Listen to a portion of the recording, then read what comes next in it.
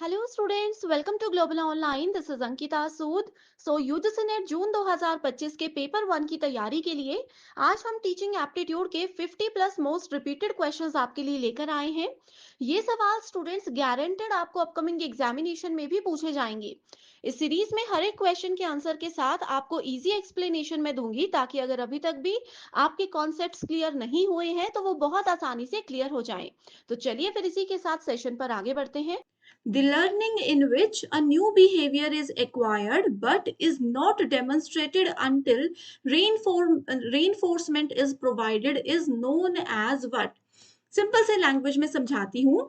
आपको एक ऐसी लर्निंग के बारे में पूछा गया है जिसमें कि हम नए बिहेवियर को एक्वायर तो कर लेते हैं, मतलब कुछ न्यू नॉलेज तो गेन कर लेते हैं, चाहे कहीं से पढ़कर कहीं पर देखकर नया नॉलेज तो हम ले लेते हैं, लेकिन उसको हम कहीं पर इस्तेमाल नहीं करते जब तक कि हमें ऐसा ना लग जाए कि एक पर्टिकुलर सिचुएशन जब तक हमें ना मिल जाए कि उस नॉलेज का प्रदर्शन हमें करना चाहिए, उस नॉलेज को यूज हमें करना चाहिए। तो ऐसे नॉलेज को, ऐसी लर्निंग को क्या बोला जाता है, ये इस सवाल में पूछा है। ऑप्शंस हैं observational learning, social learning, latent learning या फिर मोरल लर्निंग। ओके, तो सबसे पहले हम ऑब्जर्वेशनल लर्निंग देखते हैं। सो ऑब्जर्वेशनल लर्निंग में भी हम नए बिहेवियर को एक्वायर करते ही हैं, लेकिन जैसे ही हमने कोई नई चीज सीखी हम एकदम से उसको क्या करेंगे, एक्सप्रेस कर देंगे, एकदम से उस नॉलेज का इस्तेमाल कर देंगे। लेकिन इस क्वेश्चन में नॉट पूछा था, तो इस वजह से ये वाला ऑप्शन गलत है। सोशल लर्निंग क्या होती है? इसमें हम बहुत सारी सोशल इंटरेक्शन, लोगों को ऑब्जर्व करना, ये सब चीजें सीखते हैं और इमीडिएट हमारा रिएक्शन या नॉलेज को यूज करना इस वाले लर्निंग में भी होता है, जिस वजह से ये वाला ऑप्शन भी गलत है। तीसरा ऑप्शन है लेटेंट लर्निंग। सो लेटेंट लर्निंग हमें बोलती है, देखो लेटेंट को आप याद रखिए लेट लर्निंग से, लेट मतलब बहुत देरी से। तो यही बोलता है कि अगर किसी सिचुएशन में आप लोगों ने कुछ नॉलेज गेन किया है तो इमीडिएट उस नॉलेज को आप लोग कहीं पर यूज नहीं करोगे। हो सकता है फ्यूचर में ऐसी कोई सिचुएशन आ जाए जहां पर आप उसको यूज करो। That is called latent learning. That is option number 3 होगा सही आंसर। ठीक है, इसके साथ मोरल लर्निंग भी बता देती हूँ। सो ये हमारे बिहेवियर में मोरल वैल्यूज को डेवलप करता है और लेटेंट लर्निंग से काफी ज्यादा अलग होता है ये, राइट। सो ये 4 टाइप्स ऑफ लर्निंग्स हैं जो कि एग्जाम में बहुत बार आए हैं। स्टूडेंट्स, पेपर 1 के बेस्ट प्रिपरेशन के लिए एक कंप्लीट कोर्स हम लेकर आए हैं, जहां पर आपको एग्जाम के लेवल के हिसाब से और अपडेटेड पैटर्न क्या चल रहा है उसके अकॉर्डिंग हम तैयारी करवाएंगे।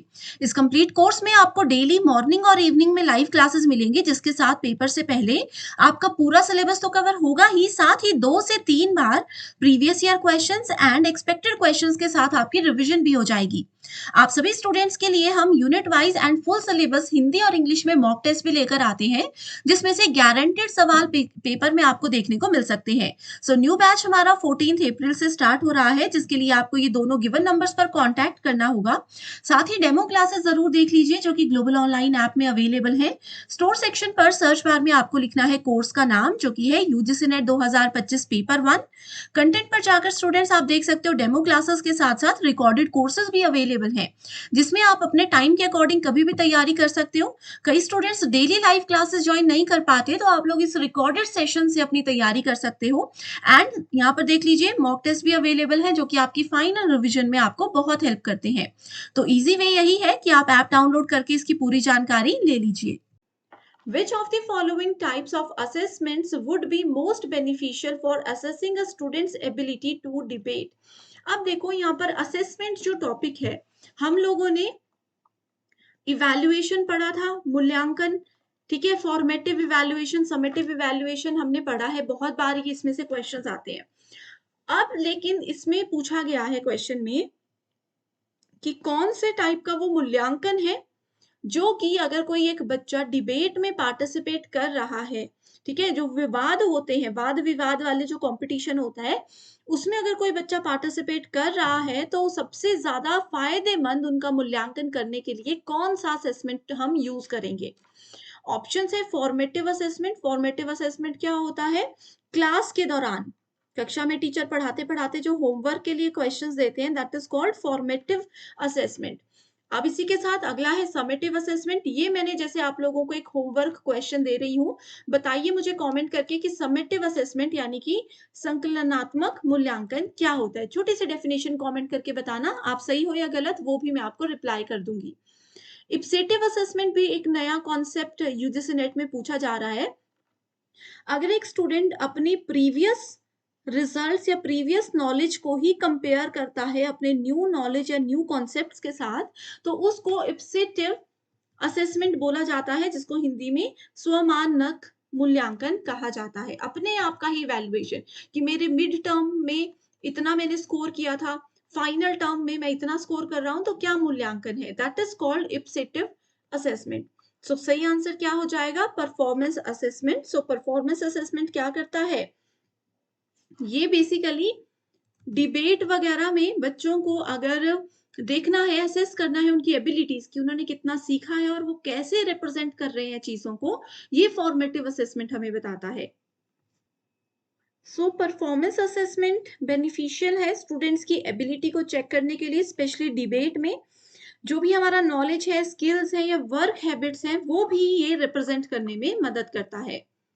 अगला क्वेश्चन, स्टेटमेंट 1 बोलती है एडमोडो जो कि एक ऑनलाइन टूल है, इसकी डेफिनेशन दी गई है, it helps teachers to stay in touch with parents, share updates and discuss students progress. ये बोल रहा है कि एडमोडो नाम का प्लेटफॉर्म टीचर्स को बहुत मदद करता है कि अगर वो किसी बच्चे के पेरेंट्स के टच में रहना चाहते हैं, बच्चे की प्रोग्रेस रिपोर्ट या उनके अपडेट्स रेगुलर बेसिस पे उनको देना चाहते हैं, तो उसके लिए एडमोडो नाम का एक प्लेटफॉर्म बनाया गया है। तो क्या ये वाली स्टेटमेंट सही है या गलत, तो ये वाली स्टेटमेंट बिल्कुल सही है। ठीक है, सेकेंड स्टेटमेंट बोलती है Duolingo is an online language learning platform, तो ये भी बिल्कुल सही स्टेटमेंट है। ठीक है, ड्यूलिंगो जो है वो गेम बेस्ड प्लेटफॉर्म है, तो गेमिंग के थ्रू ऑनलाइन लैंग्वेज लर्निंग सिखाई जाती है, बच्चों को भाषा अधिगम सिखाया जाता है। एडमोडो की हम बात कर रहे थे, तो एजुकेशनल कम्युनिकेशन, स्टूडेंट के पेरेंट्स और उनके टीचर्स के बीच में कोलैबोरेशन, कम्युनिकेशन के लिए बनाया गया है। स्पेशली ये कोचिंग के लिए यूज होता है। ठीक है, +2 तक के जो स्कूल के टीचर्स और पेरेंट्स होते हैं उनके लिए बनाया जाता है।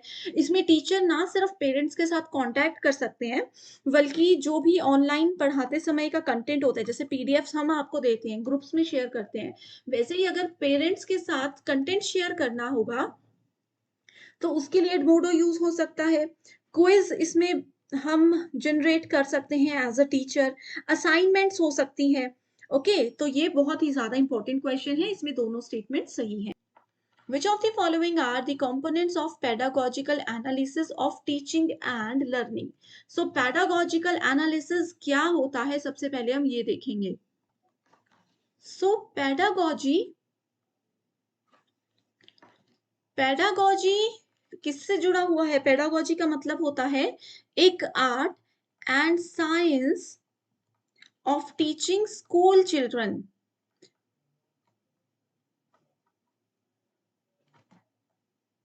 अब देखो, छोटे बच्चों को बिल्कुल फर्स्ट सेकंड नर्सरी केजी के बच्चों को पढ़ाने का अलग तरीका होता है, 10th +2 तक के बच्चों को पढ़ाने का अलग तरीका होता है, कॉलेज लेवल के बच्चों को पढ़ाने का अलग तरीका होता है, और जैसे आप लोग कॉम्पिटिटिव की तैयारी कर रहे हो आपको पढ़ाने का अलग तरीका है।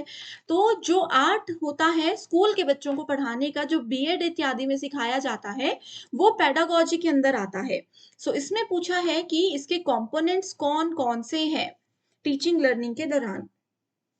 तो सबसे पहला है ऑब्जेक्टिव फॉर्मुलेशन, बिल्कुल सही है कि छोटे बच्चों को पढ़ाने से पहले आपको पता होना चाहिए कि क्या आपका उद्देश्य है, उसका निर्माण अच्छे से करना जरूरी है। उसके बाद है selection of teaching methods and material की, क्या मेथड से आप पढ़ाओगे, आप बच्चों को आज का टॉपिक गेम्स के जरिए पढ़ाओगे, वीडियोस दिखाकर पढ़ाओगे या बुक में से पढ़ाओगे, तो वो सिलेक्शन ऑफ टीचिंग मेथड और मटेरियल जो है उसको सिलेक्ट करना जरूरी है।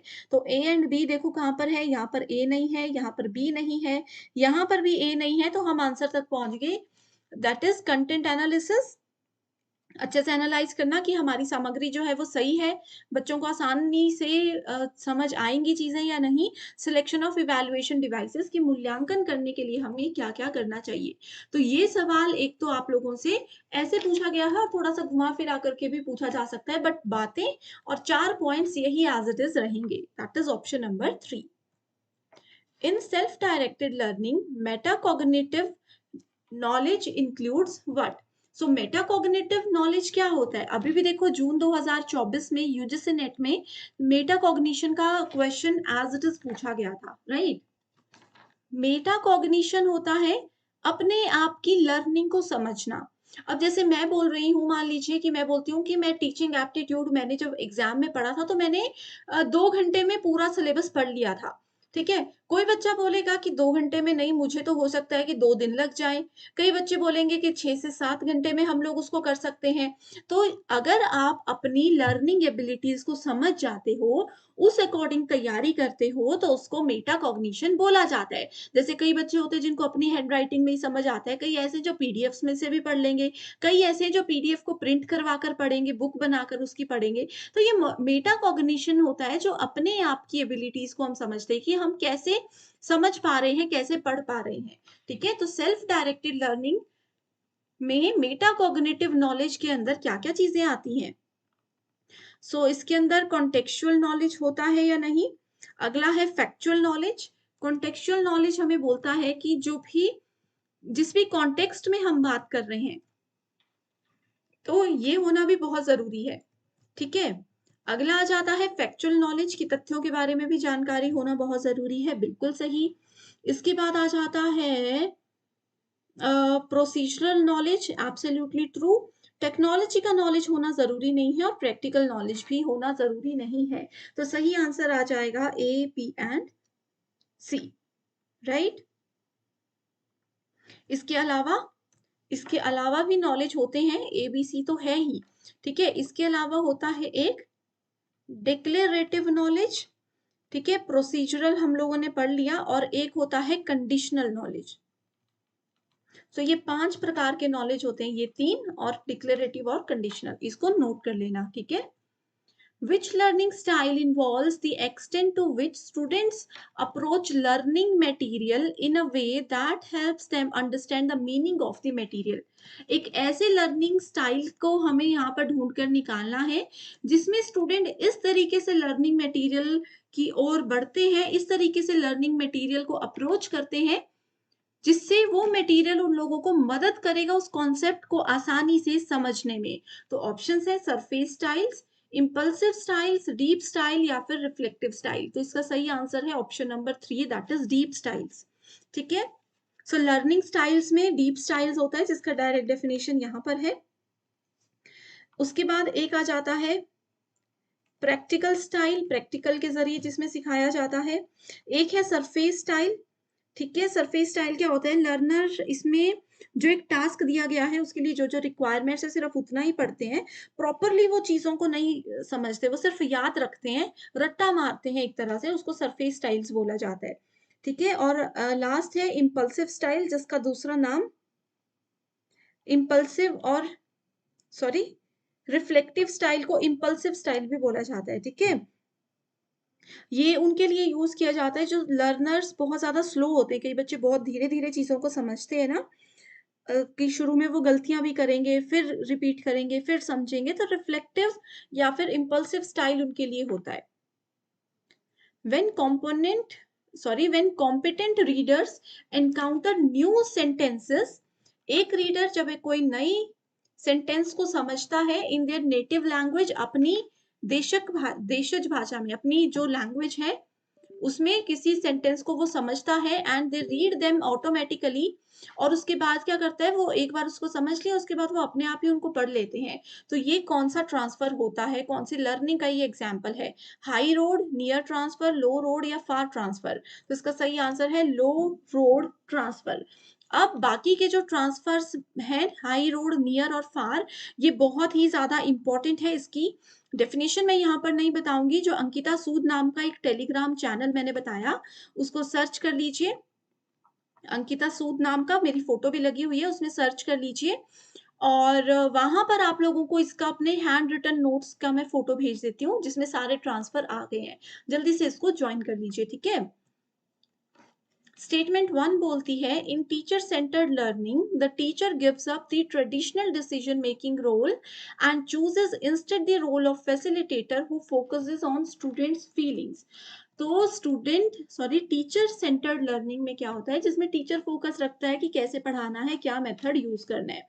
इसमें बोल रहे हैं कि टीचर क्या करते हैं, गिव अप कर देते हैं ट्रेडिशनल डिसीजन मेकिंग रोल को, ठीक है, पारंपरिक निर्णय लेने वाली भूमिका इसमें टीचर छोड़ देते हैं एंड वो किसको चूज करते हैं, एक फैसिलिटेटर का रोल उसमें चूज करते हैं, जिसमें वो स्टूडेंट्स की फीलिंग्स पर फोकस रखेंगे। तो ये स्टेटमेंट बिल्कुल गलत है। स्टूडेंट्स के बारे में टीचर सेंट्रिक में सोचा ही नहीं जाता, इतना ज्यादा तो बिल्कुल भी नहीं। स्टेटमेंट 2 बोलती है, लर्नर सेंटर्ड मेथड वो है जिसमें टीचर जैसे स्टूडेंट एक वर्ल्ड को देखते हैं, वैसे ही टीचर भी उसको देखने, संसार को, दुनिया को देखने लग जाते हैं।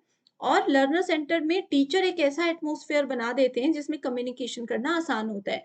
तो लर्नर सेंटर्ड मेथड में टीचर का कोई भी रोल नहीं होता।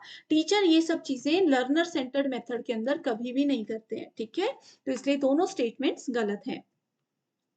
The organized bodies of information stored in memory that bias the way new information is interpreted, stored and recalled is known as what? So ये क्वेश्चन हमने ऑलरेडी पढ़ लिया है, ठीक है? अगर हमारे दिमाग में हम इंफॉर्मेशन को स्टोर करते हैं और उसको इंटरप्रेट, रीस्टोर और रिकॉल करते हैं, तो उस स्टेटमेंट को स्कीमा बोला जाता है।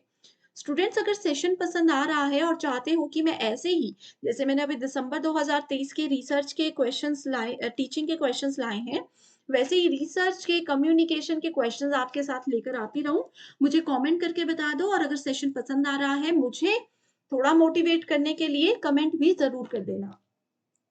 The ability to generate unusual लेकिन appropriate responses to problems or questions is known as convergent thinking. So divergent और convergent thinking बहुत ही ज्यादा जरूरी होता है। Okay.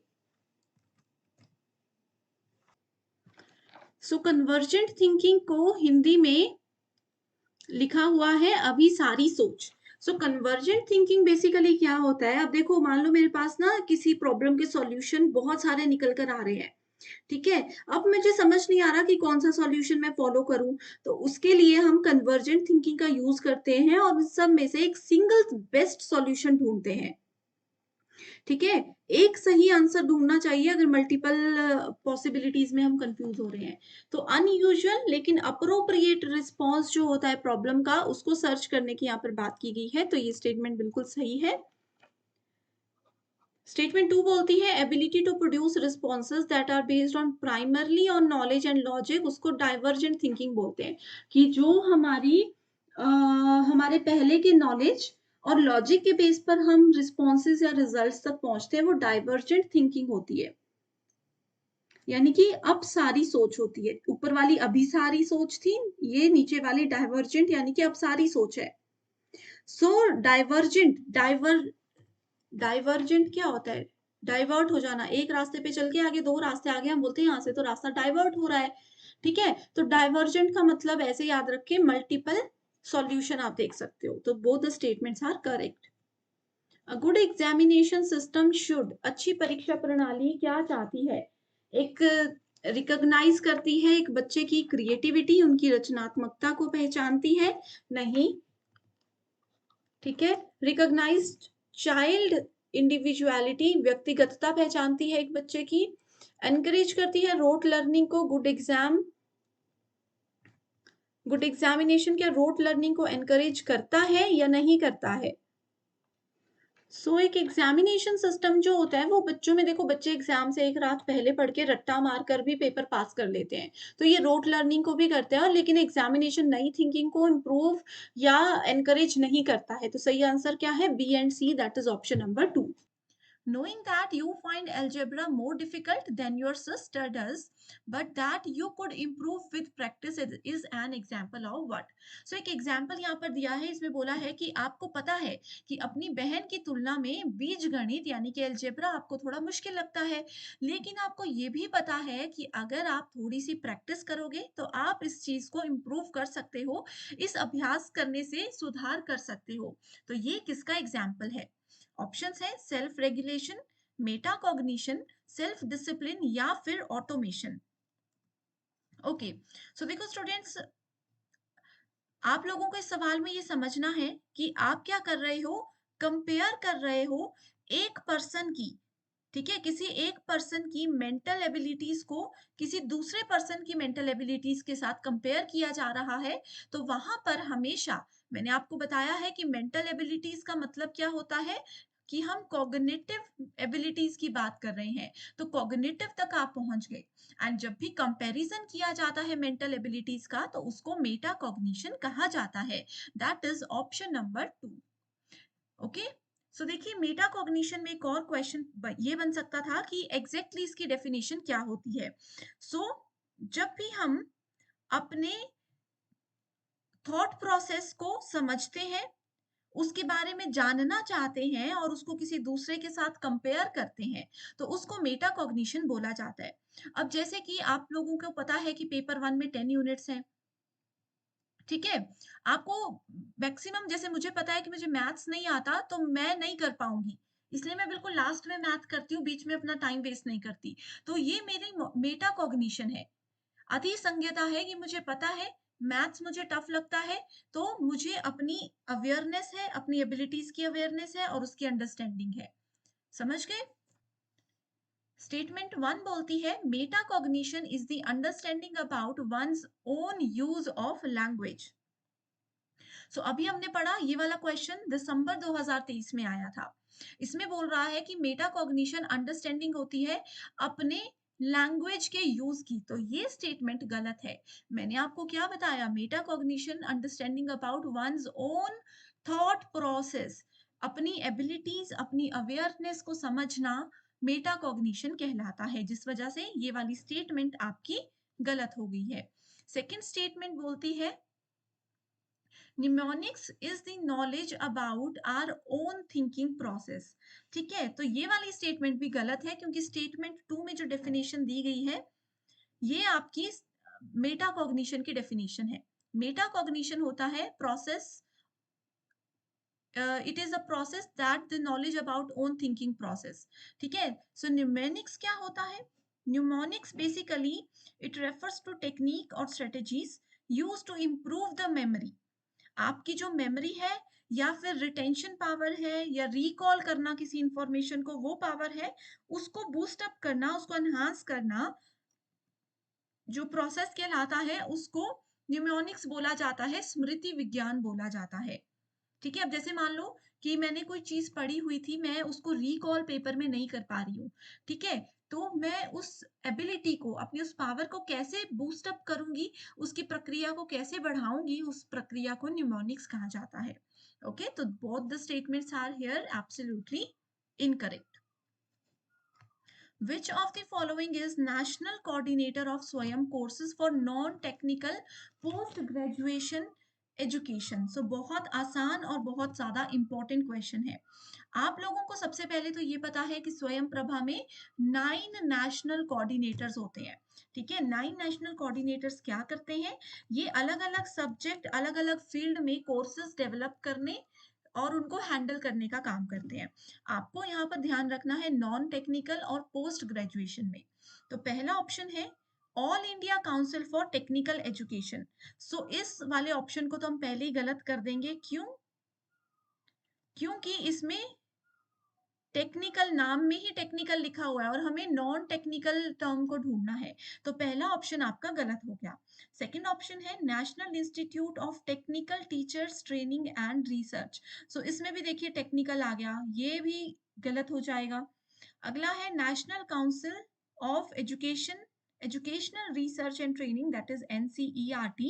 सो NCERT आप लोगों का नॉन टेक्निकल तो है, ठीक है, लेकिन साथ में आप लोगों को यहाँ पर एक चीज और बोली गई है, ठीक है, साथ में एक चीज और बोली है पोस्ट ग्रेजुएशन। तो एनसीईआरटी पोस्ट ग्रेजुएशन नहीं, स्कूल एजुकेशन के लिए यूजफुल है। तो करेक्ट आंसर तक हम ऑटोमेटिकली पहुंच गए, that is university grant commission. Okay, बहुत आसान क्वेश्चन था। Which of the following are the subdivisions of implicit unconscious memory? Okay, so हमने अभी कुछ दिन पहले ही पढ़ा था कि टीचिंग एप्टीट्यूड में मेमोरी नाम का टॉपिक इंट्रोड्यूस हुआ है, राइट? सो यहाँ पर आपको बोला है इम्प्लिसिट मेमोरी के सब डिवीजन यानी कि इसके पार्ट्स कौन कौन से हैं। तो पहले ये देखते हैं कि इम्प्लिसिट मेमोरी क्या होता है। इम्प्लिसिट मेमोरी बेसिकली एक लॉन्ग टर्म मेमोरी होती है, ठीक है, एंड ये अनकॉन्शियस होती है, वो तो चलो यहाँ पर भी लिखा हुआ है। अनकॉन्शियस मेमोरी का मतलब होता है कि ये ऐसी मेमोरी है जो खुद हमारे माइंड में स्टोर हो जाती है। अब जैसे आप कहीं घूमने गए हो, आपने स्पेसिफिकली किसी चीज को पढ़कर याद नहीं रखा है, आप कहीं घूमने गए हो, वो मेमोरीज ऑटोमेटिकली आपके दिमाग में आ जाती है, तो वो एक लॉन्ग टर्म मेमोरी होती है, लंबे समय तक रहती है और जिसको इम्प्लिसिट मेमोरी बोला जाता है, ठीक है। सो अब इसके सब डिवीजन के बारे में पूछा है, ये क्वेश्चन दिसंबर 2023 में भी पूछा गया था, थोड़ा सा घुमाकर। तो सबसे पहला पॉइंट है प्रीमिंग। तो प्रीमिंग इम्प्लिसिट का ही टाइप होता है, प्रोसीजरल मेमोरी भी इम्प्लिसिट का टाइप होता है, एंड साथ ही आपके पास एक टर्म आती है क्लासिकल कंडीशनिंग इफेक्ट, ये भी इम्प्लिसिट का टाइप होता है। तो ए सी एंड डी हम लोगों को मिल गया है। इसके अलावा ए सी एंड ई, सॉरी ई नहीं, डी नहीं है, ई है, बिल्कुल सही। तो ये हम लोगों को मिल चुका है। इसके अलावा जो ऑप्शन नंबर 2 है एपिसोडिक मेमोरी, एपिसोडिक मेमोरी क्या होता है, ये एक्सप्लिसिट का टाइप है, ठीक है, इम्प्लिसिट नहीं है, ये एक्सप्लिसिट है। जैसे इस बार इम्प्लिसिट पूछा है, अगली बार एक्सप्लिसिट पूछा जा सकता है। एपिसोडिक मेमोरी एक्सप्लिसिट होती है, जैसे कि कोई जगह, कोई टाइम, कोई प्लेस आपको याद है, किसी जगह पर जाकर आपको कुछ लोगों की याद आती है, ठीक है, वो सब एपिसोडिक मेमोरी होती है, एक्सप्लिसिट होती है। सिमेंटिक मेमोरी क्या होता है, जैसे कि आप जनरल नॉलेज, करंट अफेयर के फैक्ट्स कुछ कुछ याद रखते हो, तो वो सब आपकी सिमेंटिक मेमोरी के अंदर जाता है। ओके, सो इस हिसाब से आप लोगों को सारे ऑप्शंस मैंने एक्सप्लेन कर दिए हैं, बहुत इंपॉर्टेंट है एग्जाम के लिए। The media accountability system to improve media quality focuses on what? So media गुणवत्ता, मीडिया आप लोगों को पता है टीचिंग लर्निंग में भी, कम्युनिकेशन में भी यूज होता है।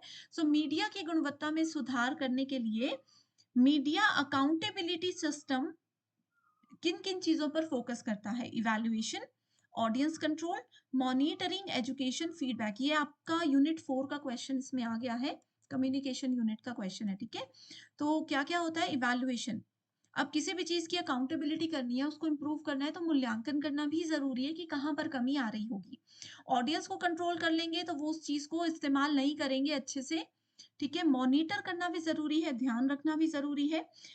उसके बाद एजुकेशन भी जरूरी है मीडिया के साथ साथ। अब सोशल मीडिया या कोई भी मीडिया आप कम्युनिकेशन के लिए यूज कर रहे हो, उसके बारे में जानकारी होना भी जरूरी है, साथ में उसका फीडबैक होना भी जरूरी है। तो करेक्ट आंसर है A, C, D and E only. Which of the following are the irrelated phrases created by John Keller for stimulating and sustaining learners' motivation in the teaching and learning process? तो यहाँ पर बोला है कि शिक्षण, teaching और learning का जो प्रोसेस होता है, सीखने और सिखाने का जो प्रोसेस होता है, उसमें स्टूडेंट के मोटिवेशन को बढ़ाने के लिए, यानी कि स्टिमुलेट करने के लिए और उसको बनाए रखने के लिए जॉन केलर ने कुछ फेजेस बनाए थे। आपको वो फेजेस बताने हैं, बहुत इंपॉर्टेंट क्वेश्चन है। Attention, authority, relevance, confidence, satisfaction. सो अटेंशन का मतलब होता है कि ये बोल रहे हैं कि हर बच्चा अगर ध्यान देता है, ठीक है, जो भी टीचर पढ़ा रहे हैं या फिर जो भी सामने से कोई कुछ बोल रहे हैं, उन पर अगर ध्यान दिया जाता है तो वो लर्नर मोटिवेटेड भी रहेंगे और उनकी लर्निंग जो है वो लंबे समय तक रहेगी। तो अटेंशन बिल्कुल सही ऑप्शन है, ठीक है। तो इसको आप सब देख सकते हो, ऑप्शन नंबर 1 सही है। दूसरे नंबर पर आ रहा है अथॉरिटी। अथॉरिटी होने की यहाँ पर कोई बात भी नहीं है, ठीक है। प्राधिकार होना या नहीं होना लर्नर की मोटिवेशन से जुड़ा हुआ नहीं है। रेलेवेंस का मतलब है कि कहाँ पर बच्चे को दिक्कत आ रही है, क्या वो सीखना चाहता है, उसके रेलेवेंस में हम लोग बात करें। कॉन्फिडेंस, ऑब्वियसली कॉन्फिडेंस तो होगा ही।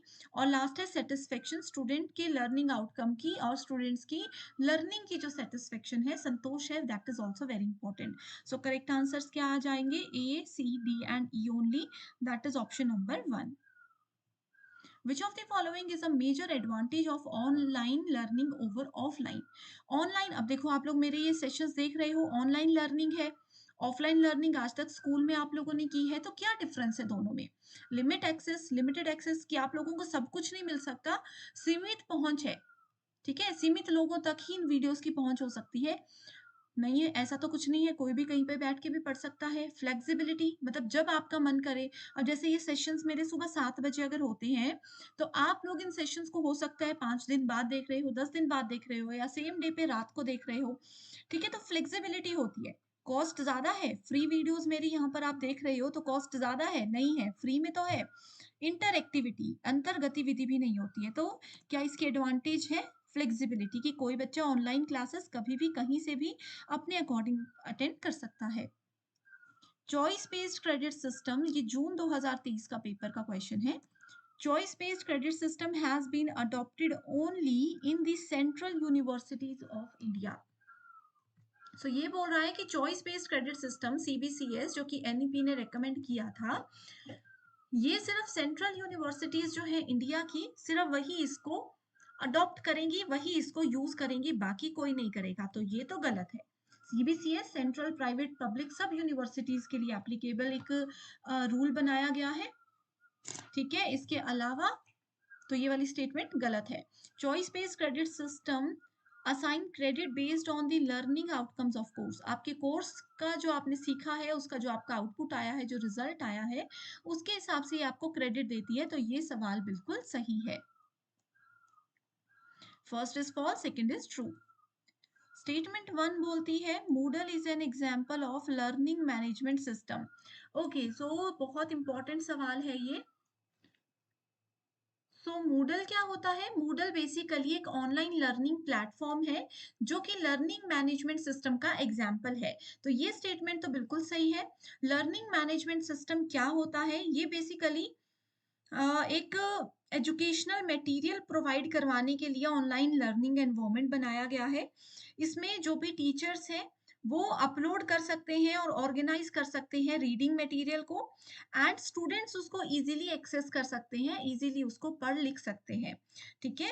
एंड मूडल के अलावा लर्निंग मैनेजमेंट सिस्टम के और भी बहुत सारे एग्जांपल्स होते हैं, जैसे कि स्कूलॉजी, ठीक है। स्कूलॉजी, एक काम करती हूँ स्टूडेंट, तो पहली स्टेटमेंट तो ट्रू मैंने आपको बता दी। दूसरा है Mentimeter is a tool used for creating online survey, बिल्कुल सही है। ऑनलाइन सर्वे अगर करना है आप लोगों को बच्चों का, कि बच्चे कितना सीख रहे हैं, किस लेवल के बच्चे को कितनी किसी चीज की जरूरत है, उसके लिए जो एक टूल बनाया गया है, that is called Mentimeter. So both the statements are absolutely true here. Next question is online teaching tools दिए हैं एक तरफ और दूसरी तरफ एडवांटेजेस दिए हैं उसके टीचर्स के लिए। तो लर्निंग मैनेजमेंट सिस्टम हमने अभी पढ़ा, ठीक है। देखते हैं इसी में से answer. Encouraging student engagement and collaboration, fostering critical thinking and problem solving, creating and administering assessment quickly and easily, automating grading and feedback. So keywords हैं ये, मैं आपको कीवर्ड हाईलाइट कर देती हूँ, आसानी से आपको आंसर्स मिल जाएंगे। एक कीवर्ड है ये वाला, ग्रेडिंग एंड फीडबैक, ठीक है। ये है थिंकिंग एंड प्रॉब्लम सॉल्विंग, ये भी कीवर्ड है एक। अगला है streamlining courses administration, managing students record and grades, students के रिकॉर्ड और ग्रेड्स को मैनेज करने के लिए। Delivering engaging and interactive class sessions, connecting with remote learners. Remote learners क्या होते हैं? वो स्टूडेंट्स जो कि क्लास में आकर नहीं पढ़ रहे हैं, वो स्टूडेंट्स जो घर पर बैठकर ही क्लासेस को अटेंड कर रहे हैं, ठीक है। सो लर्निंग मैनेजमेंट सिस्टम का सही उत्तर हो सकता है लर्निंग मैनेजमेंट सिस्टम का जाएगा स्ट्रीमलाइनिंग कोर्सेज, मैंने आपको बताया स्टूडेंट्स को मैनेज करना, उनके ग्रेड्स को और रिकॉर्ड्स को भी मैनेज करना, साथ ही उनको आसानी से हम रीडिंग मटेरियल प्रोवाइड करवा सकते हैं। सो फर्स्ट का थर्ड यहीं से हमें आंसर मिल रहा है। वीडियो कॉन्फ्रेंसिंग क्या है? Delivering engaging and interactive class session. अब वीडियो कॉन्फ्रेंसिंग यानी कि वीडियो कॉल पे जब क्लासेस होती हैं तो इंटरेक्शन बच्चों और टीचर के बीच में होती है, तो वही चीज यहाँ पर बोली है। डिस्कशन फोरम बोल रहा है कि थिंकिंग और प्रॉब्लम सॉल्विंग के बारे में भी बात की जाती है। ऑनलाइन असेसमेंट के बारे में क्या होता है? ऑनलाइन असेसमेंट मूल्यांकन करना यानी कि ग्रेड देना, बच्चों को उनको फीडबैक देना। असेसमेंट करना का मतलब होता है इवैल्यूएशन करना। तो ये कुछ कीवर्ड्स के साथ मैंने आसानी से आपको आंसर्स बता दिए हैं। ये क्वेश्चन जरूर एग्जाम में एज इट इज आएंगे। A teacher wants to access how a student uses or handles the instrument in a maths lab during practical work. Which evaluation tool does the teacher need to use? Simple सी language में समझाती हूँ। इस question में बोला है कि आपको एक ऐसा इवैल्यूएशन टूल ढूंढना है जो कि एक टीचर यूज करेगा ये चेक करने के लिए कि एक स्टूडेंट मैथ्स लैब में प्रैक्टिकल के दौरान जब कोई इंस्ट्रूमेंट या कोई मैथ्स का टूल यूज करता है तो वो किस तरीके से उन टूल्स को और इंस्ट्रूमेंट्स को हैंडल करते हैं। अगर टीचर ये चीज मेजर करना चाहते हैं एक स्टूडेंट की, तो उसके लिए कौन सा इवैल्यूएशन टूल यूज होगा? ऑप्शंस है फॉर्मेटिव टेस्ट। फॉर्मेटिव टेस्ट क्या होता है? क्लास में जब टीचर पढ़ा रहे हैं या इमीडिएट क्लास खत्म होने के साथ ही स्टूडेंट से क्वेश्चंस पूछे जाते हैं कि बताइए आज की क्लास में हमने क्या पढ़ा, कंक्लूड कीजिए पूरे सेशन को। तो इस तरीके का जो इवैल्यूएशन होता है वो फॉर्मेटिव इवैल्यूएशन या टेस्ट होता है, तो ये यहाँ पर नहीं है। इसमें यहाँ पर क्लास के एंड में या during the project practical work ऐसा बोला है नहीं बोला है, तो इसलिए फर्स्ट ऑप्शन गलत होगा। सेकेंड ऑप्शन है ओरल टेस्ट। बोलकर, कहीं पर आपको स्टेटमेंट में लगा कि प्रैक्टिकल वर्क जो एक स्टूडेंट कर रहे हैं मैथ में वो बोलकर टीचर को समझाना है, नहीं कहा गया है। ओरल टेस्ट भी आपका गलत आंसर है। तो लिखकर भी यहाँ पर बोलने की बात नहीं की है, तो रिटन टेस्ट भी गलत होगा। करेक्ट आंसर है option number 3, that is performance test. Performance test क्या करता है? एक बच्चे ने किसी टूल को या किसी इंस्ट्रूमेंट को प्रैक्टिकल में किस मास्टरी के साथ यूज किया है वो बताता है कि उस बच्चे ने कितना इसमें प्रैक्टिस की होगी, है ना। तो उन सब चीजों को, बच्चे की प्रैक्टिस को चेक करने के लिए कि कितना हार्डवर्क उन्होंने किया है, एक कंटेंट पर उनकी कितनी मास्टरी है, ये चेक करने के लिए परफॉर्मेंस टेस्ट को यूज किया जाता है। ठीक है, जिसको आप हिंदी में प्रदर्शन का परीक्षण भी बोलते हैं। नेक्स्ट क्वेश्चन है the organized bodies of information stored in memory that bias the way new information is interpreted, stored and recalled is known as what? तो देखिए हमारी मेमोरी में, हमारे दिमाग में जो भी इंफॉर्मेशन स्टोर की जाती है, ऑर्गेनाइज तरीके से इंफॉर्मेशन स्टोर की जाती है, ये तो सबको पता है। उस इंफॉर्मेशन में नई इंफॉर्मेशन को ऐड करना, उसको इंटरप्रेट करना, उसको स्टोर करना, यानी कि उसकी व्याख्या करना, उसका भंडारण करना और उसको याद रखने के तरीके को क्या कहा जाता है? कंस्ट्रक्टिव प्रोसेस, स्कीमास, चंक्स या फिर एसोसिएशन। ओके, इस क्वेश्चन का सही उत्तर है option number 2, that is schemas. तो स्कीमा क्या होते हैं? स्कीमा हमेशा ऑर्गेनाइज्ड बॉडीज को बोला जाता है। ठीक है, एंड मेमोरी के केस में, ह्यूमन ब्रेन और मेमोरी के केस में स्कीमा एक ऑर्गेनाइज्ड और स्ट्रक्चर्ड बेस होता है। एंड ये हमारा पास्ट एक्सपीरियंस और जो भी हमारा नॉलेज होता है उसके बेस पर काम करता है। इसीलिए यहाँ पर बोला है ना, न्यू इंफॉर्मेशन को इंटरप्रेट करना है, रिकॉल करना है। रिकॉल का मतलब यही है कि जो पुराना नॉलेज है उसको कैसे हम वापस से याद करेंगे। इसके अलावा स्कीमा की एक बहुत इंपॉर्टेंट स्टेटमेंट एग्जाम में आती है, वो ये है कि schema helps us to store new information by linking it to existing one. Already हमारे दिमाग में जो नॉलेज है उसको लिंक करते हुए नया नॉलेज जब हम गेन करते हैं तो उसको ऑर्गेनाइज फॉर्मेट में स्टोर करने के लिए स्कीमास टर्म यूज की जाती है। ओके, नेक्स्ट है micro teaching is what? Micro teaching मैंने बताया है सूक्ष्म शिक्षण। अब वैसे तो शिक्षण होता है, सूक्ष्म शिक्षण मतलब छोटे बच्चों को पढ़ाना नहीं है। सूक्ष्म शिक्षण होता है बीएड जैसे आप पढ़ते हो। ठीक है, बीएड क्या है? टीचिंग ट्रेनिंग प्रोग्राम है, राइट। उसमें आप एज अ टीचर काम करते हो, बट वो टीचिंग प्रॉपर टीचिंग नहीं होती, वो माइक्रो टीचिंग होती है, उसमें आप सीख भी रहे हो और काम भी कर रहे हो।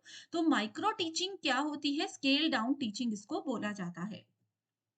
ओके, स्टेटमेंट बेस्ड क्वेश्चन है। स्टेटमेंट 1 बोलती है, in teacher centered learning, the teacher gives up the traditional decision making role and chooses instead the role of a facilitator who focuses on students feeling। तो teacher centre role क्या होता है, जिसमें major focus कौन किस पे रहता है, टीचर्स पर ही रहता है, राइट। सो इस क्वेश्चन में टीचर सेंटर्ड लर्निंग के ऊपर बात की गई है। यहाँ पर क्या होता है, teacher gives up the traditional decision making role, teacher क्या करते हैं, पारंपरिक निर्णय लेने की भूमिका को छोड़ देते हैं। ठीक है, जैसे टीचर आज तक पढ़ाते थे उस प्रोफेशनल तरीके से जैसे वो पढ़ाते थे उसको वो छोड़ देते हैं, and chooses instead the role of a facilitator, और क्या करते हैं, सुविधा कर्ता की भूमिका वो निभाते हैं कि बच्चों को हम फैसिलिटी प्रोवाइड कराएंगे, कंटेंट अच्छे से प्रोवाइड करवाएंगे, ये रोल वो ले लेते हैं। Who focuses on students feeling, जो कि स्टूडेंट्स की फीलिंग्स के ऊपर काम करते हैं। तो ये स्टेटमेंट बोली गई है जो कि आपको सुनने में ही लग रहा होगा कि बिल्कुल गलत है। टीचर सेंटर्ड मेथड में स्टूडेंट के हिसाब से काम नहीं किया जाता, स्टूडेंट्स की फीलिंग और उनके इंटरेस्ट के हिसाब से नहीं पढ़ाया जाता, इसलिए ये स्टेटमेंट गलत है।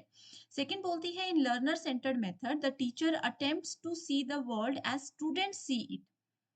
लर्नर सेंटर्ड मेथड में बोल रहे हैं टीचर भी वैसे ही वर्ल्ड को देखने, दुनिया को देखने लगते हैं जैसे एक स्टूडेंट देख रहे होते हैं। वो एक ऐसा एटमॉस्फेयर कम्युनिकेशन का क्रिएट करते हैं क्लास में जैसे कि बच्चे कम्युनिकेट करना चाहते हैं। तो ये स्टेटमेंट भी गलत है। तो both the statements are false. Assertion reason based questions है। No test provides a perfect picture of a student's ability and skills. कोई भी टेस्ट ऐसा नहीं है जो किसी एक बच्चे की परफेक्ट पिक्चर या स्टूडेंट्स की एबिलिटी और उनकी स्किल्स को डिफाइन कर सके, राइट। तो ये स्टेटमेंट बिल्कुल सही बोल रही है, कोई टेस्ट ऐसा नहीं है। हो सकता है मैथ्स का टेस्ट ले रहे तो वो बच्चे की सिर्फ मैथ्स की एबिलिटीज को चेक करेगा, हो सकता है बच्चा किसी और फील्ड में अच्छा हो। तो ये स्टेटमेंट तो बिल्कुल सही है। Second, because a test is only one small sample of students performance, बिल्कुल सही बोल रही है ये स्टेटमेंट कि एक टेस्ट जो है एक छोटा सा सैंपल है जो कि स्टूडेंट्स की परफॉर्मेंस को चेक करता है। तो assertion and reason both are true, and पर यहाँ पर अगर देखेंगे तो रीजन इस स्टेटमेंट को, असर्शन को क्लियरली आइडेंटिफाई नहीं कर पा रहा, इसलिए ऑप्शन नंबर 2 हमारे पास सही होगा। That is A and R R correct, but R is not the correct explanation of A. Student centric classroom is mean for, तो स्टूडेंट सेंट्रिक क्लासरूम किसके लिए बनाया गया है, specifically addressing individual differences. Individual differences मतलब एक बच्चा कैसे दूसरे बच्चे से अलग है। हो सकता है एक बच्चा जल्दी सीख रहा है, हो सकता है एक बच्चा जल्दी नहीं सीख रहा है, ठीक है। इसको हम ऐसे भी बोल सकते हैं, जैसे मैं अगर अपना पर्सनल आपको एक पॉइंट बताऊं, तो मैं क्लास में जो टीचर पढ़ाते थे मैं उससे डायरेक्टली नहीं समझ पाती थी। मैं घर जाकर एक बार उस चीज को लिखती थी, एक बार अपने एंड पर उसको फ्रेम करके स्टोरी बनाकर याद करती थी, तो चीजें होती थी। तो स्टूडेंट सेंट्रिक क्लासरूम यही बोलता है कि दो बच्चों में फर्क है, सिर्फ एग्जाम्पल में दो बोल रही हूँ, फर्क है और सबके सीखने का तरीका अलग है, जिसको इंडिविजुअल डिफरेंसेस बोला जाता है। Reducing teacher oriented lectures, no. Recalling previous knowledge, no. Engaging the entire class, no. तो करेक्ट आंसर है ऑप्शन नंबर 1। बहुत आसान और इंपॉर्टेंट क्वेश्चन है। स्टेटमेंट 1 बोल रही है, as per Dewey's vision of learning learners should demonstrate their knowledge through creativity and collaboration.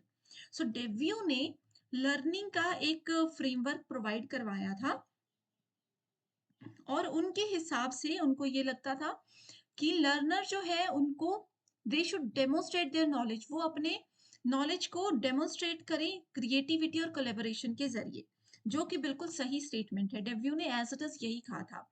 According to पियाजे, learning is independent of the developmental stages of learner. ये बोल रहा है कि पियाजे के हिसाब से लर्निंग जो है वो डेवलपमेंटल स्टेजेस से इंडिपेंडेंट थी, मतलब डेवलपमेंटल स्टेजेस लर्निंग में नहीं होते, ऐसा गलत है। ये स्टेटमेंट गलत है क्योंकि पियाजे का सबको पता है, उन्होंने 4 स्टेजेस ऑफ डेवलपमेंट के ऊपर ही बात की है और वो 4 स्टेजेस भी बहुत इंपॉर्टेंट है, राइट। तो करेक्ट आंसर है option number 1 is correct and 2 is incorrect. Which of the following is not a characteristic of a teacher centered class? Not a characteristic of teacher centre class यानी कि शिक्षक केंद्रित कक्षा की क्या विशेषता नहीं है? Teacher is giving a lecture, teacher तो लेक्चर ही दे रहे हैं टीचर सेंट्रिक में। Children are working in groups and discussion, teacher is dictating notes, जो नोट्स लिखे हैं टीचर बस उनको एज इट इज पढ़ा रहे हैं, ये भी नहीं होगा, ये भी नहीं होगा। Teacher is explaining only from the text book, कि बुक में जो लिखा है बस टीचर उसको सिंपल फॉर्मेट में पढ़ा रहे हैं। तो ये सब टीचर सेंटर्ड होते हैं।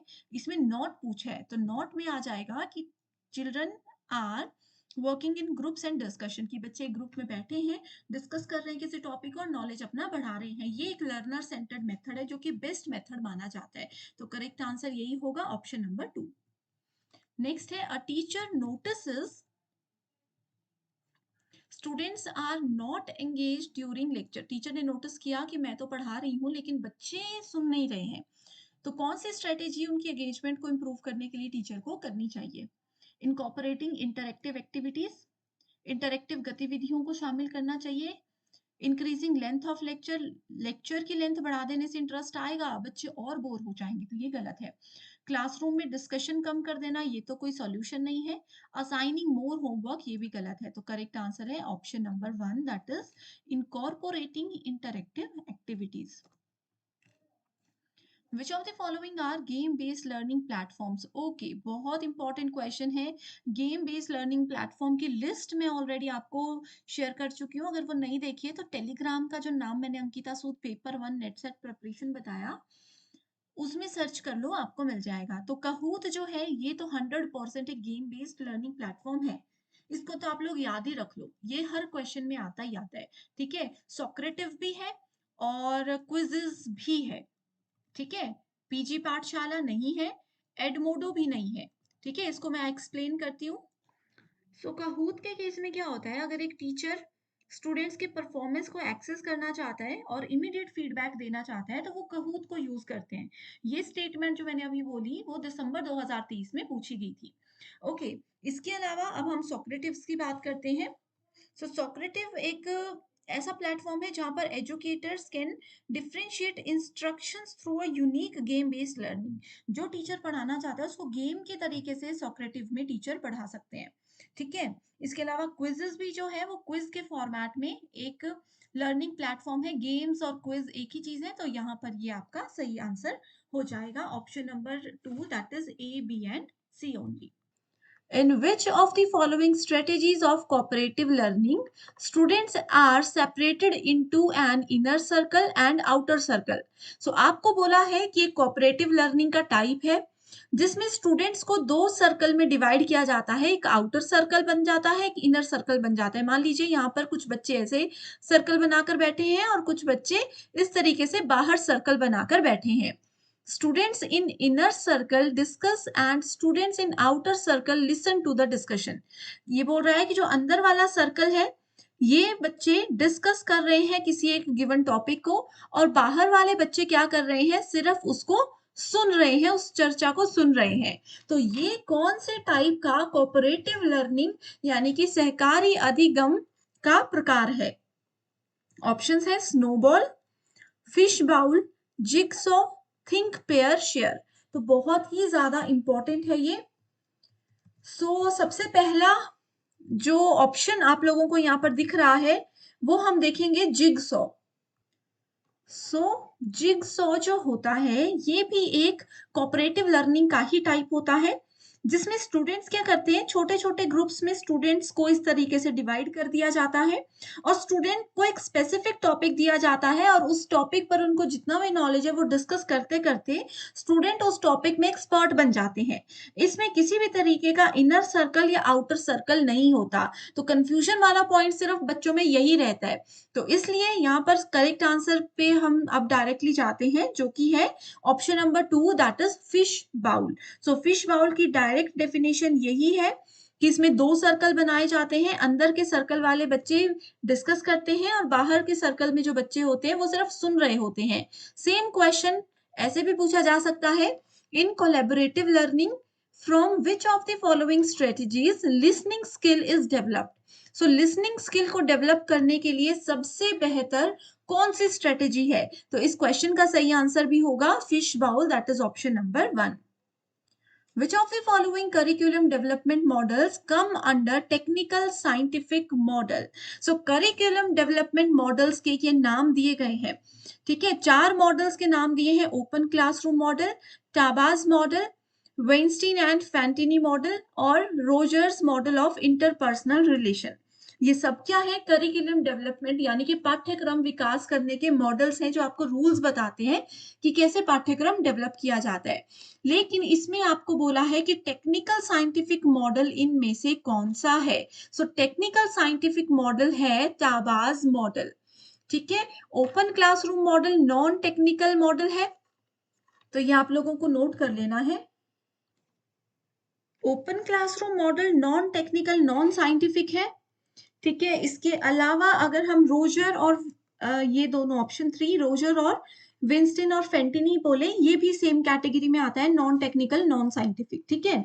सो टेक्निकल एंड साइंटिफिक में एक तो टाबाज मॉडल आ गया, दूसरा होता है हनकिंस मॉडल, ठीक है, हनकिंस मॉडल, और तीसरा होता है good lead model.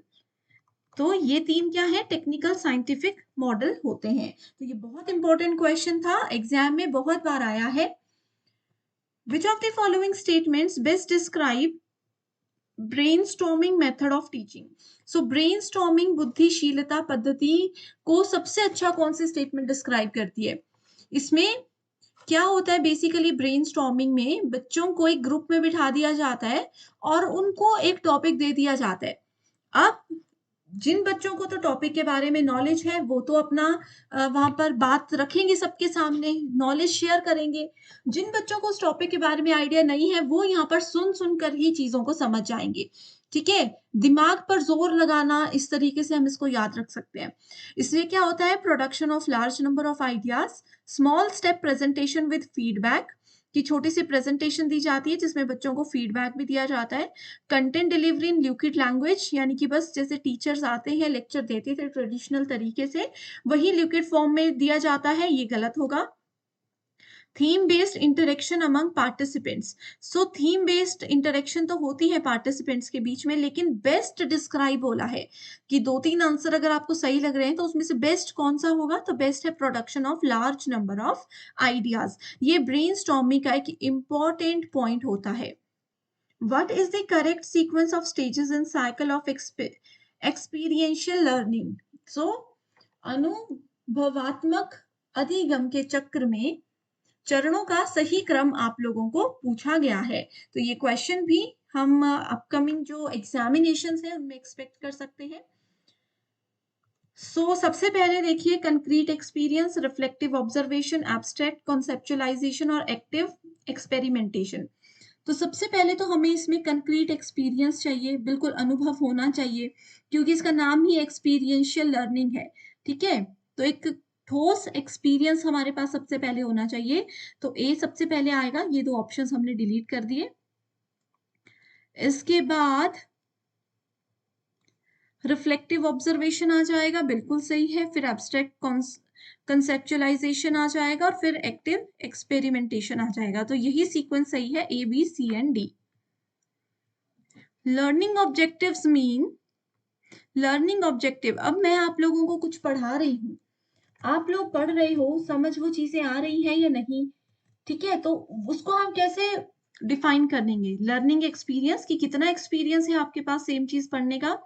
Concise outcomes नहीं, संक्षिप्त में परिणाम नो, एकेडमिक अचीवमेंट नहीं। लर्निंग ऑब्जेक्टिव्स होते हैं इंटेंडेड लर्निंग आउटकम्स, की इच्छित सीखने के परिणाम, कि जो आप सीखना चाहते थे वो आपने सीखा या नहीं। Okay, that is called learning objectives. Which of the following is considered as objective of language understanding? So भाषा की समझ के लिए यहाँ पर उद्देश्य के बोले गए हैं, कौन सा सही होगा? यूज वोकैबुलरी, शब्दावली, इंग्लिश की जो वोकैबुलरी है, हिंदी की वोकैबुलरी को यूज करना, नो। Explain the statement. अगला है state the central theme in your own words, की जो भी उस पर्टिकुलर जो भी बात हमने बताई, जो भी हमने आपको सिखाया, उसका मेन थीम क्या थी, अपने शब्दों में उसको बयान करना है, बिल्कुल सही। ठीक है, लैंग्वेज अंडरस्टैंडिंग होती ही यही है। जैसे आप लोगों को यूनिट नंबर 3 कॉम्प्रीहेंशन आता है, एक पैराग्राफ के बेस पर 5 क्वेश्चंस होते हैं। उसमें एक क्वेश्चन बहुत बार ये होता है कि बताइए जो पूरा पैसेज आपने पढ़ा उसमें क्या उसकी थीम निकल कर आ रही है, वो अपने शब्दों में बताओ। तो वो सेंट्रल थीम होती है अपने शब्दों में जो लिखते हैं, that is taken under objective of language understanding, that is option number 3। The cognitive domain of communication involves matter related to what. So cognitive मैंने आपको बताया है मेंटल एबिलिटीज, कि कोई बच्चा कितना सीखता है, कितना याद रखता है, उसकी दिमाग की स्थिति क्या है, that is called cognitive domain. तो इमोशंस है नो, फैंटेसी है नो, एस्केपिज्म है नो। सही आंसर क्या है, knowledge, that is option number 2। Very easy question. As per the mathematics curriculum at primary level, primary school के बच्चों का जो मैथमेटिक्स का करिकुलम होता है, पाठ्यक्रम होता है, while teaching data handling, learning objectives could be, so it could be to learn to collect and present the data, कि आप कैसे मैथ्स के लिए छोटे बच्चों को पढ़ाने के लिए डेटा कलेक्ट करते हो, फिर कैसे उसको प्रेजेंट करते हो ताकि बच्चे आसानी से इजीएस्ट वे में उसको समझ सकें। To learn to draw inferences from data, जो भी डेटा आपने कलेक्ट किया है उसका निष्कर्ष निकालकर बच्चों को लास्ट में जरूर बताना है। To learn to draw a bar graph और a pictograph to present data, कि जो भी डेटा आ रहा है उसको फोटोज के जरिए, एक ग्राफ के जरिए बच्चों तक प्रेजेंट करना ताकि वो उसको आसानी से समझ सके। तो all the statements are absolutely correct. Next question is a learners cultural background has no impact on his or her learning experience. ये बोल रहा है कि एक बच्चे की, ये क्वेश्चन हमने आई थिंक ये रिपीट हो चुका है, फिर भी मैं बता देती हूँ। अ लर्नर्स कल्चरल बैकग्राउंड, एक बच्चा किस कल्चर से आ रहा है उसका उसकी लर्निंग एक्सपीरियंस पर कोई प्रभाव नहीं होता। ये स्टेटमेंट गलत है। आप अगर देखो, एक बच्चा किसी बहुत अच्छे स्कूल, एक सिटी का बच्चा है, ठीक है, बहुत अच्छी बैकग्राउंड उसकी क्वालिफिकेशन की है, वहां से आ रहा है तो उसके लर्निंग एक्सपीरियंस में, और एक बच्चा जो छोटे से गांव से बचपन से सरकारी स्कूल का पढ़ा हुआ है वो जा रहा है, तो कहीं ना कहीं डिफरेंस होता है। मैं सबकी बात नहीं कर रही, यहाँ पर कल्चरल बैकग्राउंड की बात हो रही है। ठीक है, नेक्स्ट स्टेटमेंट है gender is not a strong predictor of academic achievement. ये बोल रहा है कि जेंडर से कोई फर्क नहीं पड़ता आपके अचीवमेंट पर। ठीक है, तो ये बिल्कुल सही है। तो फर्स्ट फॉल्स है, सेकंड ट्रू है। Which among the following is not related to the characteristic of cooperative learning? तो सबसे पहले हमें ये पता होना चाहिए कि cooperative learning यानी कि सहकारी शिक्षा क्या होता है। इसके नाम से ही देखो काफी चीजें क्लियर हो रही है कि ये एक ऐसी लर्निंग होती है जहां पर स्टूडेंट्स को कोऑपरेट करना सिखाया जाता है, मतलब एक दूसरे के साथ मिलजुल कर कोई काम करना सिखाया जाता है। तो इससे हम ये भी बोल सकते हैं कि कोऑपरेटिव लर्निंग को हम ग्रुप लर्निंग प्रोसेस भी कह सकते हैं। ठीक है, कोऑपरेटिव लर्निंग में बेसिकली स्टूडेंट्स को एक ग्रुप में बिठा दिया जाता है एंड वो अपनी इंफॉर्मेशन एक्सचेंज करते हैं जिससे उन सबका नॉलेज बढ़ता है। तो ये आपसे क्वेश्चन में पूछ रहा है कि कौन सी इसकी विशेषता नहीं है। तो फर्स्ट ऑप्शन है experiences that develop good learning and social skills. So देखो, ग्रुप में अगर चीजों को डिस्कस करेंगे तो बहुत आसानी से हम चीजों को सीख सकते हैं, लोगों से बातचीत करना सीख सकते हैं। तो ये तो इसका एक पॉजिटिव पॉइंट है, इस वजह से ये गलत हो जाएगा क्योंकि हमें नॉट पूछा है। Students feel overloaded with too much work in groups. So group में स्टूडेंट्स को बहुत ज्यादा ओवरलोड मिल जाता है, बहुत ज्यादा स्ट्रेस होने लग जाता है। तो ये वाला स्टेटमेंट किसी भी एंगल से किसी लर्निंग स्ट्रेटेजी का पॉजिटिव पॉइंट नहीं दे रहा। तो इस वजह से आप देख सकते हो हमें आंसर मिल चुका है, that is option number B. ठीक है, सो बहुत आसान क्वेश्चन है लेकिन बहुत ही ज्यादा इंपॉर्टेंट भी है। The principal students learn together but perform alone, कि जो स्टूडेंट्स हैं, जैसे क्लास में मल्टीपल स्टूडेंट्स हैं, वो क्या कर रहे हैं, एक साथ चीजें सीख रहे हैं, लेकिन सबकी जो परफॉर्मेंस होती है वो अकेली अकेली काउंट की जाती है। ये किसका एग्जाम्पल है? सो ऑप्शंस है individual accountability, positive interdependence, face to face interaction या फिर ग्रुप प्रोसेसिंग। सो बहुत आसान क्वेश्चन है। यहाँ पर देखिए कीवर्ड यही है कि पढ़ते सब साथ में है लेकिन रिजल्ट और जो भी इनका जो उन्होंने सीखा है, उनकी परफॉर्मेंस है, वो इंडिविजुअली जो है वो काउंट की जाती है, जिसको इंडिविजुअल अकाउंटेबिलिटी बोला जाता है। अब आप लोगों ने देखा होगा कहीं पर एडमिशन लेने जाते हैं या कुछ भी रहता है तो ग्रुप डिस्कशन होता है। तो ग्रुप डिस्कशन में बच्चों को टॉपिक दे दिया जाता है, वहां पर सब लोग उसके बारे में डिस्कशन करते हैं, लेकिन रिजल्ट जो है, मार्क्स जो है वो सबके अलग अलग रहते हैं। किस बेसिस पे? कि इंडिविजुअली उन्होंने कितना काम किया है, इंडिविजुअली उन लोगों ने कितना रिस्पॉन्स दिया है। ठीक है, सो पॉजिटिव इंटरडिपेंडेंस क्या होता है? This state is created in small groups of learners when they are connected with each other and perceive that they sink or swim together. ठीक है, इसको बोला जाता है पॉजिटिव इंटरडिपेंडेंस, यानी कि सकारात्मक परस्पर निर्भरता, कि कहीं ना कहीं वो एक दूसरे पर निर्भर भी है, डायरेक्टली और इनडायरेक्टली। ओके, या तो वो एक साथ डूबेंगे या तो एक साथ तैर जाएंगे। ये एक एग्जाम्पल याद रख लो। इंडिविजुअल अकाउंटेबिलिटी मैंने आपको बता दिया।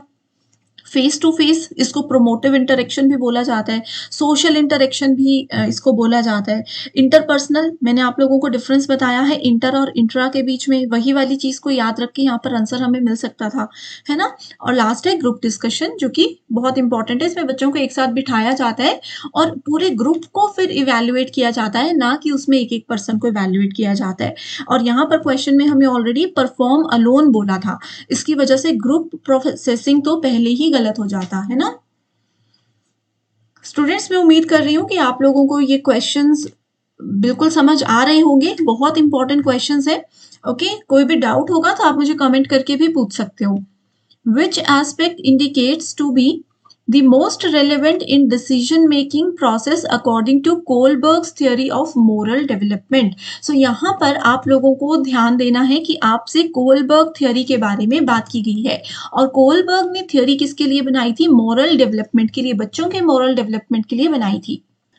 सो देखिए, कोलबर्ग थ्योरी हमें ये बोलती है कि ये एक ऐसा प्रोसेस है जिसमें हम ये जानते हैं कि किसी पर्सन का या किसी स्टूडेंट का बिहेवियर राइट है या फिर रॉन्ग है।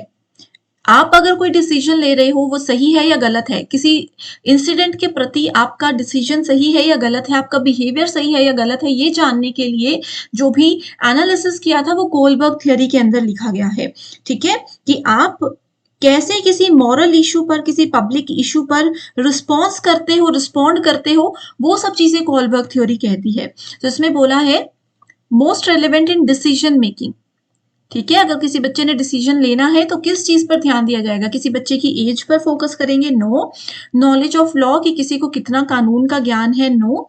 इन्फ्लुएंस ऑफ फ्रेंड्स और सिबलिंग्स, की उनके दोस्तों और आसपास के लोगों से प्रभावित होकर उन्होंने डिसीजन लिया है, ये भी कोलबर्ग का एक रेलेवेंट डिसीजन मेकिंग के अंदर नहीं आता। तो करेक्ट आंसर है how the child arrives eight conclusion, कि अगर वो पूरे डिस्कशन में एक्टिव है या नहीं है, लास्ट में वो क्या कंक्लूड करते हैं किसी बात को लेकर, और वो बिना कंफ्यूज हुए क्लियरली किसी कंक्लूजन पर बच्चा पहुंच रहा है या नहीं पहुंच रहा है, क्या क्या चीजें उन्होंने फेस की, ये सारी की सारी चीजें कंसिडर की जाती हैं कोलबर्ग थ्योरी के मॉरल डेवलपमेंट वाले डिसीजन मेकिंग पार्ट के अंदर। Okay, according to Brown and Ciuffetelli Parker, which of the following are the elements of cooperative learning?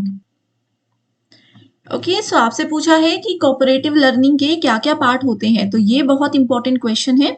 एक तो देखिए, अभी हमने पढ़ा कोऑपरेटिव लर्निंग में इंडिविजुअल अकाउंटेबिलिटी होता ही है, तो ए ऑप्शन आपको सिर्फ यहाँ पर मिलेगा। यहाँ से स्टूडेंट्स मैं आपको बताना चाहती हूँ कि प्रीवियस ईयर क्वेश्चन, वो जो पहले मैंने बताया वो 2022 में था, ठीक है, ये 2023 का था। तो आपको ये चीज समझ आनी चाहिए कि सेम क्वेश्चन को कैसे घुमाकर पूछा है और एक ही ऑप्शन में से आप आंसर ढूंढ सकते हो।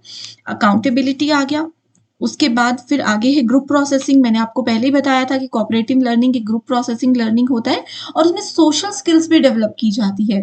मैक्सिमम स्टूडेंट्स को यहाँ पर ब्रेन स्टॉर्मिंग में भी कंफ्यूजन होगा, लेकिन ये वाला क्वेश्चन इजीली आप एलिमिनेशन मेथड के थ्रू यूज कर सकते थे।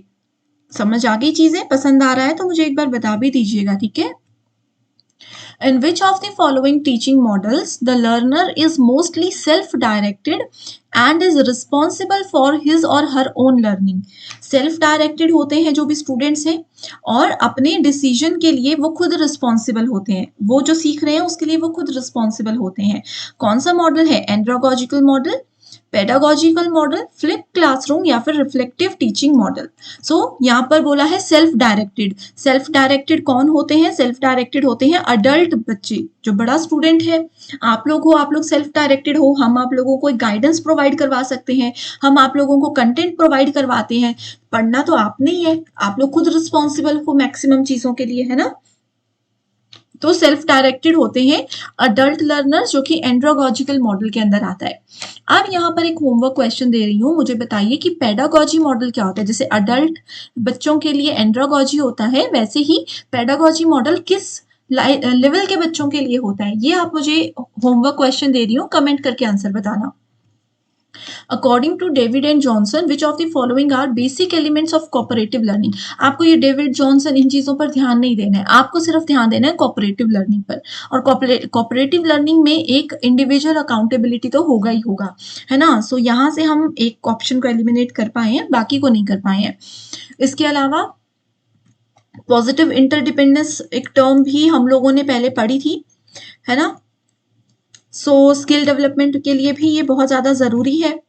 सेल्फ कंसेप्चुअलाइजेशन नहीं होता, अपनी संकल्पना इसमें बच्चा नहीं करता, ठीक है। स्किल्स बच्चे के डेवलप होते हैं। स्किल डेवलपमेंट को पिछले क्वेश्चन में हमने सोशल स्किल डेवलपमेंट बोला था, तो ये वही चीज है, ठीक है। सो सी भी होगा, नो स्टूडेंट सी नहीं होगा, स्किल डेवलपमेंट बोला है यहाँ पर, लेकिन स्पेसिफाई नहीं किया है कि सोशल स्किल डेवलपमेंट होगा, क्योंकि सी सिर्फ एक ही ऑप्शन में है, तो हम इसको एलिमिनेट कर देंगे, ठीक है।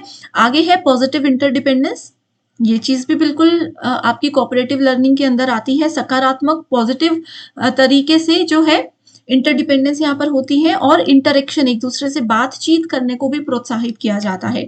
तो करेक्ट आंसर है B, D and E only, ठीक है। अगर आप लोगों को जैसे सेल्फ स्किल डेवलपमेंट में मैं कंफ्यूज हो गई थी, अगर आप लोग भी ऐसे पेपर में किसी ऑप्शन में कंफ्यूज होते हो ना, तो उसको होल्ड पे रखना, ये श्योर था, ठीक है, ये होल्ड पे रख दिया। पॉजिटिव इंटरडिपेंडेंस भी श्योर था, तो बी और डी, तो बी और डी से हम आसानी से पहुंच सकते थे कि बी और डी से हम पहुंच रहे थे सही उत्तर पर, ठीक है। According to Kohlberg's theory, the conventional level of moral development includes the following stages. So, Kohlberg theory में मैंने आपको बताया कि moral development के लिए है ये, तो इसमें ना एक conventional level आता है, ठीक है। 3-4 levels होते हैं, ऑलरेडी हमने वो चीजें पढ़ी हुई हैं। सो कन्वेंशनल लेवल के अंदर कौन कौन सी चीजें आती हैं, ये पूछा है। तो सबसे पहले आती है बीइंग नाइस, रिलेशनशिप ओरिएंटेड, और दूसरा आता है law and order orientation, okay. So जो फर्स्ट लेवल है उसके अंदर ओबीडियंस आता है। कन्वेंशनल की हम बात कर रहे हैं, कन्वेंशनल को आपने रिलेशन के साथ याद रखना है कि पारंपरिक चीजें जो होती हैं वो अपने रिश्ते बचाने में बहुत ज्यादा, जो पारंपरिक फैमिलीज होती हैं आपको पता है वो रिश्ते बचाने के लिए बहुत जी जान लगा देते हैं, तो आप ऐसे याद रख सकते हो कि कन्वेंशनल रिलेशनशिप ओरिएंटेड होते हैं और पूरे नियम कानूनों को वो फॉलो करते हैं। आसानी से इसका आंसर हमें मिल सकता है फिर पेपर में, ठीक है। Suchman's model of is an example of which type of teaching model, तो ये है आपका इंफॉर्मेशन डेवलपमेंट मॉडल। इसका नाम ही बता रहा है कि इंफॉर्मेशन को डेवलप किया जाता है यहाँ पर, ताकि टीचिंग लर्निंग प्रोसेस को आसान बनाया जा सके। Which of the following curriculum development models come under technical scientific model? So very important question. ठीक है, हमारे पास टेक्निकल साइंटिफिक मॉडल होता है, उसके अंदर कौन कौन सी चीजें आती हैं ये आपसे पूछा गया है।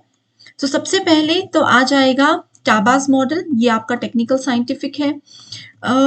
इसके बाद फिर ओपन क्लासरूम मॉडल नहीं होता है टेक्निकल साइंटिफिक के अंदर, विस्टन एंड फेंटिनी भी नहीं होता है, ठीक है। Then we have Hunkins development model, ये भी आपका टेक्निकल साइंटिफिक है, और गुडलैंड मॉडल भी है।